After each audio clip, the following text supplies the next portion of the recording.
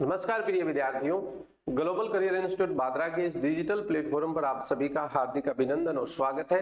दोस्तों, जब हम दो अलग अलग मूल्य की वस्तुओं को एक साथ मिलाते हैं और एक नया मिक्सचर यानी एक नया मिश्रण तैयार करते हैं, उसका मूल्य भी अपने को पता हो, नए मिक्सचर का मूल्य पता हो और हमें ये ज्ञात करना हो कि वो दो वस्तुएं जो अलग अलग हमने मिलाई हैं वो किस अनुपात में मिलाई है या उनकी मात्राएं क्या थी, तो वो हम मिक्सचर यानी मिश्रण टॉपिक के अंदर पढ़ते हैं। चलिए, इसमें कुछ महत्वपूर्ण प्रश्न हैं जो हम आज यहाँ पर करने वाले हैं। देखिए, अगर हम बात करें मिक्सचर की तो देखिए, जो पहला सवाल दिया हुआ है कि पहले प्रकार के चावल का मूल्य जो है वो 20 रुपए प्रति किलोग्राम है, वह दूसरे प्रकार के चावल का मूल्य जो है 30 रुपए प्रति किलोग्राम है और कुल मात्रा जो है इनकी दे रखी है अपने को 40 किलोग्राम दे रखी है और औसत जो मूल्य है वो दे रखा है हमें 24 रुपए प्रति किलोग्राम हो। तो हमें ज्ञात करना है कि पहले प्रकार के जो चावल है उसकी मात्रा कितनी थी, पहले प्रकार के चावल की मात्रा कितनी थी। देखिए दोस्तों, इस प्रकार के जब हम प्रश्न करेंगे तो हम ट्रेडिशनल मेथड यानी परंपरागत विधि से नहीं करेंगे बल्कि शॉर्ट विधि से करेंगे। देखिए, यहां पर हम किस प्रकार से करते हैं, सबसे पहले तो हम क्या करते हैं, दोनों के मूल्य लिख लेते हैं। सबसे पहले तो क्या करते हैं, हम दोनों के मूल्य लिख लेते हैं। देखिए, अगर हम बात करें चावल पहला जो है, चावल फर्स्ट यहां लिख ले और चावल सेकंड यहां लिख ले, चावल फर्स्ट और चावल सेकंड इस प्रकार से लिख ले।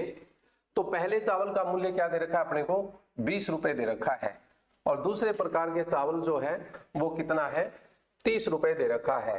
पहला 20 रुपए प्रति किलोग्राम के भाव से है और दूसरा 30 रुपए प्रति किलोग्राम के भाव से है। अब देखिए, इनका जो औसत मूल्य आएगा यहाँ पर वो कितना दे रखा है अपने को, 24 दे रखा है। औसत मूल्य इनका क्या दे रखा है, दोनों का क्या दे रखा है अपने को, 24 दे रखा है, 24 दिया हुआ है। दोस्तों, अब हम यहाँ पर देखो इसको किस विधि से हल करते हैं। यहाँ पर आज जितने भी क्वेश्चन हम करने वाले हैं वो सभी एक ही मेथड से होंगे, एक ही तरीके से किए जाएंगे। तो देखो दोस्तों, हम यहाँ पर क्या करेंगे, इन दोनों का अंतर ले लेंगे। जैसे 20 और 24 का अंतर कितना है, 4 का है और इधर से जब हम अंतर लेंगे तो 30 और 24 का अंतर कितने का है, 6 का है। अब देखो दोस्तों, इस प्रकार से जब हम अंतर लेते हैं, मूल्य का जब अंतर लेते हैं तो अनुपात थोड़ा सा हम यहाँ बदल देते हैं। यहाँ पर जो अंतर लिया हमने, ये जो होगी सेकंड प्रकार का जो चावल है उसकी मात्रा को प्रदर्शित करेगा और इधर जो वैल्यू आएगी वो क्या आएगी, चावल फर्स्ट की मात्रा को व्यक्त करेगा। एक प्रश्न आप अच्छे से समझ ले, बाकी प्रश्न हम इसी विधि से करने वाले हैं। तो यहाँ पर देखिए, मात्रा में जो अनुपात आया वो आया हमारा 3:2।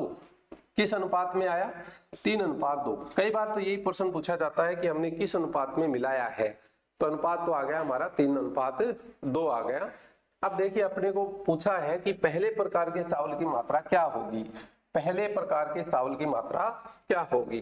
तो दोस्तों, पहले प्रकार का जो चावल आएगा, देखिए कुल मात्रा कितनी होगी, यहाँ पर 5 और वास्तविक रूप से कुल मात्रा कितनी दे रखी है अपने को, 40 किलोग्राम। तो देखो 40 किसके बराबर है, 5 के बराबर है और हमें किसकी मात्रा निकालनी है, पहले प्रकार के चावल की मात्रा निकालनी है। तो पहले प्रकार के चावल की मात्रा कितनी है, 3। तो ये आ जाएगा आपका 5 8 40, 8 24 यानी 24 किलोग्राम आ जाएगा। तो पहले क्वेश्चन का जो आंसर आएगा वो कितना आएगा, 24 किलोग्राम आंसर आएगा। पहले क्वेश्चन का क्या आएगा, 24 किलोग्राम आएगा। चलिए देखते हैं नेक्स्ट क्वेश्चन को, इसी प्रकार का है।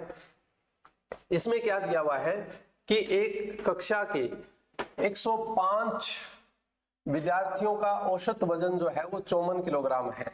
105 कुल विद्यार्थी कितने हैं, 105 है और 105 विद्यार्थियों का औसत वजन जो कितना दिया हुआ है, 54 किलोग्राम दे रखा है और छात्रों का जो औसत है वो कितना दे रखा है, हमें 62 किलोग्राम दे रखा है और छात्राओं का कितना दे रखा है, 48 किलोग्राम दे रखा है। तो हमें ज्ञात करना है छात्राओं की संख्या। क्या ज्ञात करना है भाई, छात्राओं की संख्या ज्ञात करना है। तो ये भी एक तरह का मिक्सचर वाला क्वेश्चन है। इस प्रकार के क्वेश्चन को हम देखो किस प्रकार से करेंगे, एक तरफ हम लिख लेते हैं छात्र और दूसरी तरफ लिख लेते हैं हम छात्रा। एक तरफ लिख लेते हैं छात्र और एक तरफ क्या लिख लेते हैं, छात्रा लिख लेते हैं दोस्तों। अब देखो यहाँ पर छात्र का कितना दिया हुआ है, छात्रों का औसत दे रखा है हमें 62 और छात्राओं का क्या दे रखा है हमें 48 दे रखा है।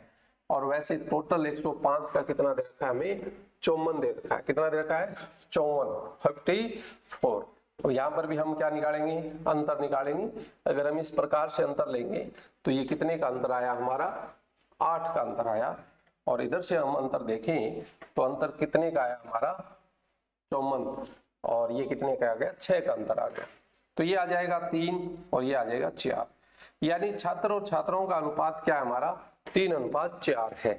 हमारे पास अगर अनुपात पूछा जाए कि छात्र और छात्रा किस अनुपात के अंदर है तो ये हमारा आंसर हो जाएगा। लेकिन हमें पूछा गया है छात्राओं की संख्या, तो छात्राओं की संख्या कुल संख्या कितनी 105 के बराबर है। कुल संख्या कितनी 105 के बराबर है। और वैसे कितनी बराबर है, कुल संख्या अनुपात में कितनी है 7 के है। छात्राओं की क्या पूछा हमें, छात्राओं की संख्या, तो छात्राओं की संख्या कितनी है 4, यानी कि 4 की वैल्यू निकालनी है। अब देखिए ये हो जाएगा 15 7 105 और गुणा में 4, तो 15 चौक कितना हो गया 60। 15 चौक कितना हो गया 60। तो देखो दोस्तों यहाँ पर हमने जो अंतर लिया वो हमने औसत वजन का अंतर लिया, लेकिन जो अनुपात आएगा वो किसका आएगा, छात्र और छात्राओं की संख्या का अनुपात आएगा। अगर अनुपात पूछा जाए तो कोई दिक्कत नहीं है, हम सीधा बता देंगे कि भाई 3:4 आया है। लेकिन अगर हमें छात्रों या छात्राओं की संख्या भी अगर पूछी जाए तो हम अनुपात वाले तरीके से कर सकते हैं। तो ये इसी प्रकार का क्वेश्चन था। अगला देखिए क्या दिया हुआ है कि चावल ए जो है उसका मूल्य 30 रुपए प्रति किलोग्राम है। चावल बी जो है उसका 16 रुपए प्रति किलोग्राम है। चावल बी की मात्रा, यहाँ पर देखो गौर करने वाली बात है, चावल बी की मात्रा दे रखी है और 40 किलोग्राम, तो चावल ए की कितनी मात्रा मिलाई जाए कि मिश्रण का मूल्य क्या हो जाए 20 रुपए प्रति किलोग्राम हो जाए। तो दोस्तों देखो यहां पर लिख लेते हैं हम चावल ए यानी पहले प्रकार का चावल, और यहां लिख लेते हैं हम चावल बी यानी दूसरे प्रकार का चावल। पहले प्रकार का चावल और दूसरे प्रकार का चावल। तो पहले प्रकार के चावल का मूल्य कितना है भाई 30 रुपए प्रति किलोग्राम है, तो डायरेक्ट हम 30 ही लिख लेते हैं, 30 है। और दूसरे का कितना है 16 है। और इनके मिश्रण का मूल्य कितना है 20 है। मिश्रण का मूल्य कितना है 20 दिया हुआ है। तो इधर से अगर हम अंतर ले तो कितना आया 10 का आया, और इधर से अंतर ले तो अब कितने का आया 4 का आया। अगर इसका अनुपात निकाले तो ये अनुपात आएगा 2:5 का। अनुपात कितना आएगा 2:5 का अनुपात आएगा। अब हमें क्या दिया हुआ है कि चावल बी की मात्रा यहाँ पर दी हुई है। चावल बी की मात्रा जो है 40 के बराबर है। तो 40 किसके बराबर हुआ भाई, 40 किसके बराबर हुआ 5 के बराबर हुआ। हमें निकालना क्या है, चावल ए की मात्रा कितनी मिलाई हमने, तो ए की मात्रा कितनी है यानी 2 की वैल्यू निकालनी है। तो ये आ जाएगा 8 और 8 दूनी 16 किलोग्राम। तो इसका जो राइट आंसर रहने वाला है वो क्या रहने वाला हमारा 16 किलोग्राम राइट आंसर रहने वाला है। आगे देखिए दोस्तों, एक दुकानदार 2 प्रकार की चीनी जिनका मूल्य कितना है 13 रुपए प्रति किलोग्राम है और कितना है 17.5 रुपए प्रति किलोग्राम है, और इनको मिलाकर के क्या बनाता है 72 किलोग्राम चीनी तैयार करता है। कितनी चीनी तैयार करता है 72 किलोग्राम चीनी तैयार करता है, जिनका मूल्य कितना है 15 रुपए प्रति किलोग्राम है। तो दूसरे प्रकार के चीनी की मात्रा हमें ज्ञात करनी है। तो इसमें भी हम एलिगेशन मेथड काम में लेंगे। तो देखिए क्या है कि पहले प्रकार की चीनी का मूल्य कितना है 13 रुपए है। कितना है भाई 13 रुपए है। पहले प्रकार की चीनी का मूल्य कितना है 13 रुपए है, और दूसरे प्रकार की चीनी का मूल्य कितना है 17.5 है। अगर हम बात करें मिश्रण का कि मिश्रण का कितना मूल्य है, तो दोस्तों मिश्रण में मूल्य कितना है 15 है। मिश्रण का मूल्य कितना है 15 है। अब इसी प्रकार से अगर हम अंतर निकालें तो इनका तो अंतर आ जाएगा 2, और इधर से अंतर कितना आ जाएगा 2.5 आ जाएगा। तो ये अनुपात आ गया 2.5 और 2 का। अगर हम इसको 10 से गुणा कर ले, थोड़ा सा और आसान बना ले इसको, तो ये तो हो जाएगा 25 और ये क्या आ जाएगा 20 और इनका अनुपात आ जाएगा 5:4 का। यहाँ पर जो पहले प्रकार की चीनी है और दूसरे प्रकार की जो चीनी है उनका अनुपात क्या आया हमारा 5:4 आया। कितना आया 5:4 आया।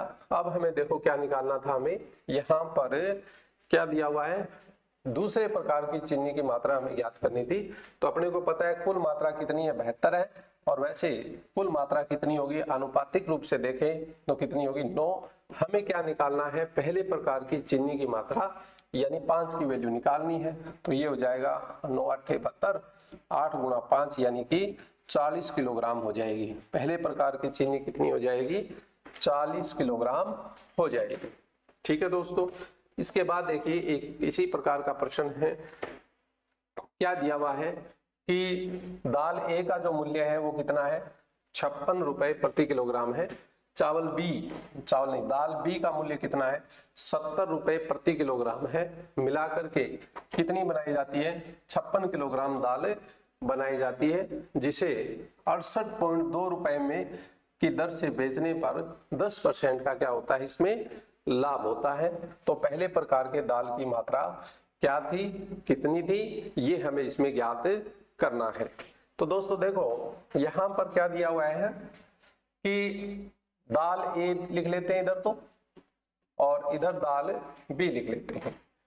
तो उससे पहले हम क्या करेंगे मिक्सर का जो मूल्य है वो ज्ञात करेंगे। मिक्सर का जो मूल्य है वो क्या करेंगे ज्ञात करेंगे। तो देखो अगर क्रय मूल्य अगर हम 100 मानते हैं तो 10% का लाभ हो तो कितना होगा 110 मूल्य रुपए हो जाएगा।